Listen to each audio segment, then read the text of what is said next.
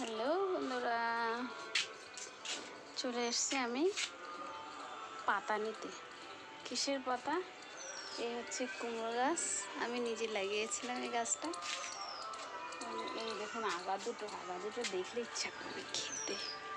বেশ মোটা মোটা হয়েছে আগাগুলো। এই দেখুন কচি কচি ডগ, মাছ দিয়ে খেতে দারুণ লাগে। আর কুমড়োর পাতা নিতে এসছি। পাতা দিয়ে কি করব সেটা দেখাবো। কচি কচি দেখে কিছু পাতা নিয়ে নেব।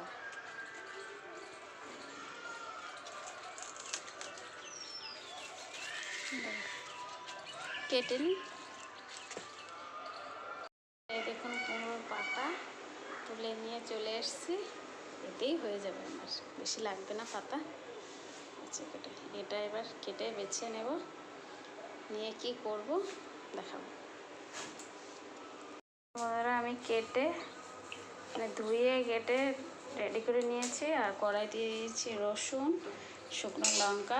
এটা একটু ভালো করে ভেজে তারপর এটা নামিয়ে তারপরে ওটা বসাবো ভাজা। কড়াইতে তেল দিয়ে দিয়েছি, এবার দেবো কালো জিরে।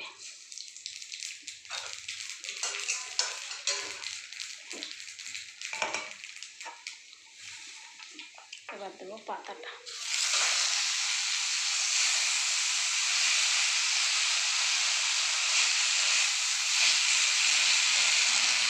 একটু লবণ হলুদ দিয়ে দিয়েছি।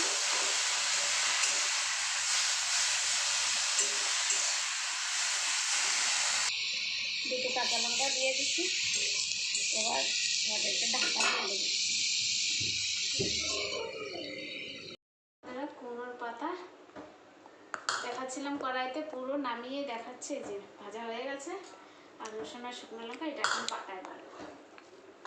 আগে শুকনো লঙ্কা আর রসুনটা দিয়ে তারপরে দেবো এটা।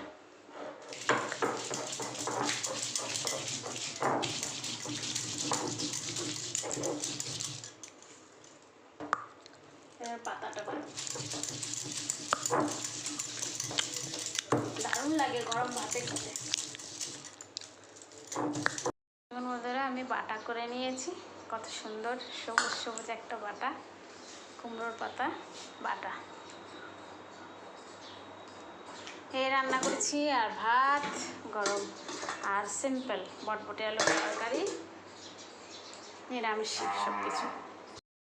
তো বন্ধুরা আমি সেই বাটা দিয়ে এখন ভাত খাবো। ভাবলাম আপনাদের সঙ্গে একটু শেয়ার করি, তাই নিয়ে বসে পড়েছি।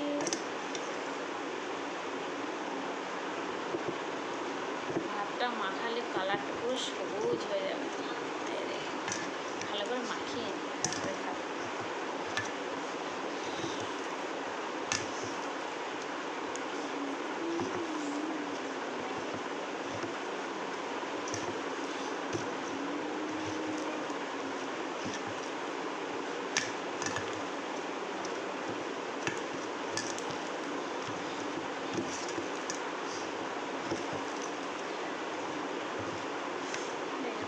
ভাতটা পুরো সবুজ হয়ে গেছে।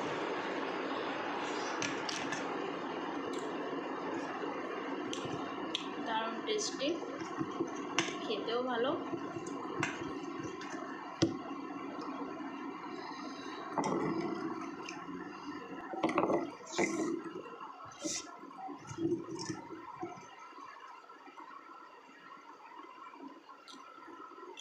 ঝাল একদম ঠিকঠাক।